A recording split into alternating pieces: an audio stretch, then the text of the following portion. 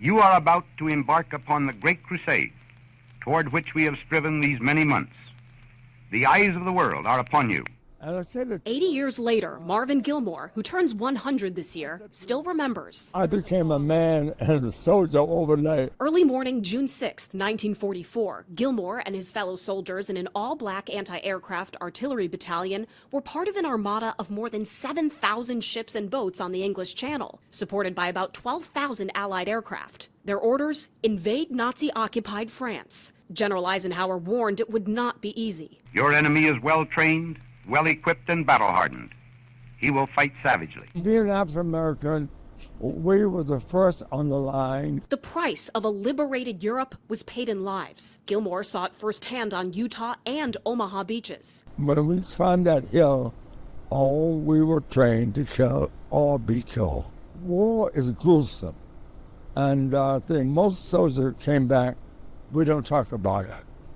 We really don't. 2,501 Americans were among the more than 4,400 Allied troops killed on D-Day. It changed the course of the war, igniting the Allies' defeat of the German Third Reich. An unconditional surrender came 11 months later. What if the Allies had failed that day? What do we know about where we'd be or how the war could have unfolded? You don't know, right? In Eisenhower, you read Eisenhower's message going out. Well, Eisenhower had in his pocket that message accepting responsibility if the mission had failed, if he had to withdraw, if it didn't work.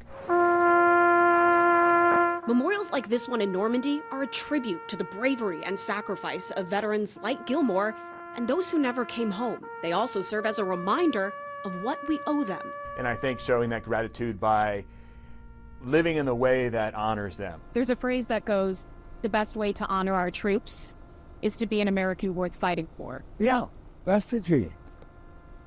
That is the key. In Washington, I'm Atra El-Nashar reporting. As the plane carrying 48 American heroes floats across the western coast of France, touching down in Normandy. This is my third time back.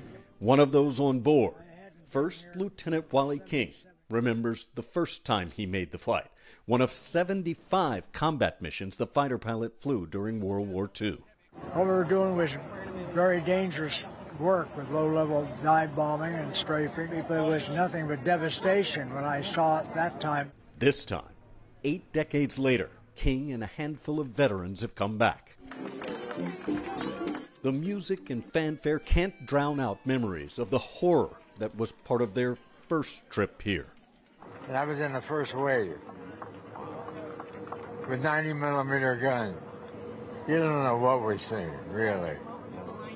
They were all 18, 19 years old. You know? Never even made the beach.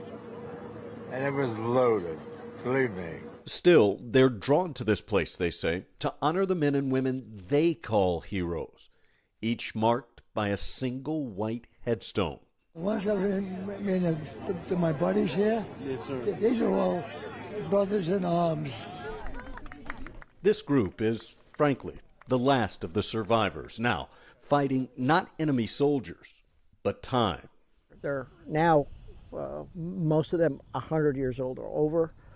So it's important that we give them the very best ceremony that we can. They deserved it. This community transformed, thousands in military vehicles and full uniforms, honoring the men and women who fought for and secured their freedom. Well, it's important to me to pay a tribute to the people who liberated Europe from the Germans. Led by a group of Americans whose courage and dedication endures 80 years later. Friends are remembering a World War II veteran from Fairport who died while traveling to Normandy for the commemoration of D-Day. Robert Perchetti passed away at the age of 102 while on his way to France. 13 WEM's Natalie Calzatoni spoke with his friends today. Natalie, good evening. Good evening, Matt. Robert Perchetti's friends tell me he was a generous man who had a zest for life and was always up for traveling to World War II commemorations. It was a privilege to know him, and I'll miss him. William Leone says his friend of 46 years, Robert Perchetti, lived quite the life over 102 years. He says the World War II Navy veteran loved to travel and share his stories with younger generations. He had a real zest for living. He would go visit children in the grammar schools in the area, talk with them about his experiences growing up, his experiences during the Second World War. He wrote this book on his life, An American Life Well Lived. Perschetti passed away Friday while traveling to Normandy, where he was going to attend a ceremony marking the 80th anniversary of D-Day. Even at his advanced age, he felt it very important to be at Normandy for June 6th. Al DiCarlo was also a friend of Perchetti's and his travel companion. In 2019, 13 Wham interviewed both men while they were on a trip to the South Pacific. It's a great feeling to be able to come back here and to see how well these people have done. DiCarlo was traveling with Perschetti to Normandy on Friday when his friend became ill during a stop in Germany. He was airlifted to the hospital and died shortly after. The doctor was with him. He was not alone. He was peaceful. He was comfortable. She played Frank Sinatra, his favorite singer, on her phone, and he peacefully left us. DiCarlo says Perschetti was an inspiration to him, and before his passing, was thrilled to be with other World War II veterans. I mean, he was a radio man on a communications ship off the coast of Iwo Jima in Okinawa, and he met another radio man I think he was from the Army. So they were chatting about things from 80 years ago. It was amazing to watch.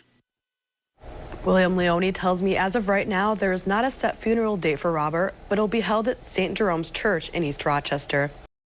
A local veteran heading to New Orleans to commemorate the 80th anniversary of D-Day. George Stites was on the beaches of Normandy on that day at just 19 years old. This Wednesday, he'll be heading to the National World War II Museum in New Orleans to commemorate the 80th anniversary of D-Day. Today, we spoke with Mr. Stites about his experience that day. We prayed for him, and we made it through D-Day, and I ended up with all 5 campaigns in Europe.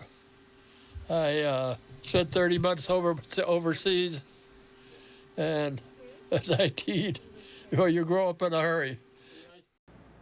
It was called D-Day. Many of us weren't alive, but many of you at home watching possibly were. We start our story on the beaches of France with U.S. troops that included a 20-year-old from Waynesville to help end the rule of Nazis.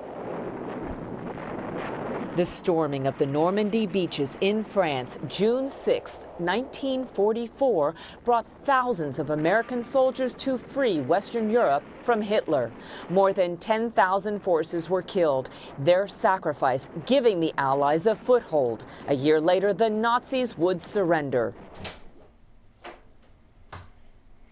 My name is Cash Simmons. I'm 15 years old, and I go to T.C. Robertson. So this is my little collection corner. I started collecting about a year and a half ago. What got me into it was my great-grandfather who served.